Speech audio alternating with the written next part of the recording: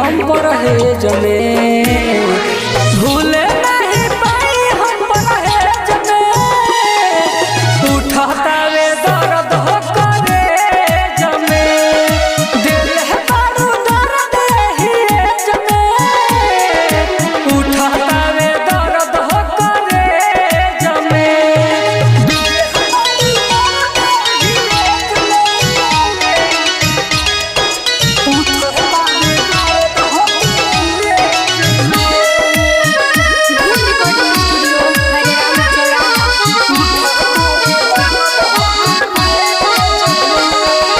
नीक न लागे खाना और पीना हो, मुश्किल भइल बतहरा बिना जीना हो।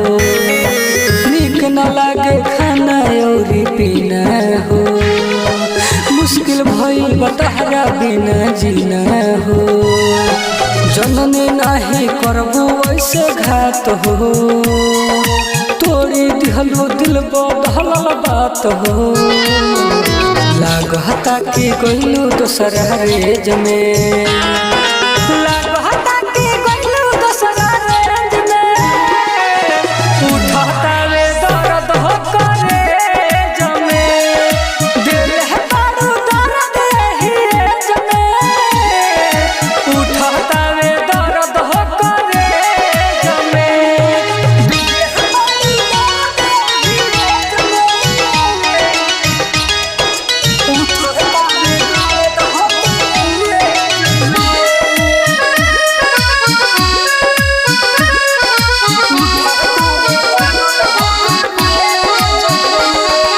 खाता निक तनो हम दवैया रे, दर्द नहीं जाता सुनहर जया रे।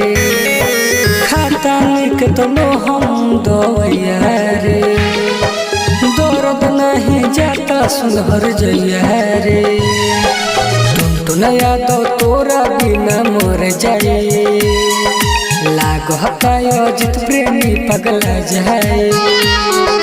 तू तो खुश भाड़ू दोसरा से जमे, तू तो खुश भाड़ू दोसरा से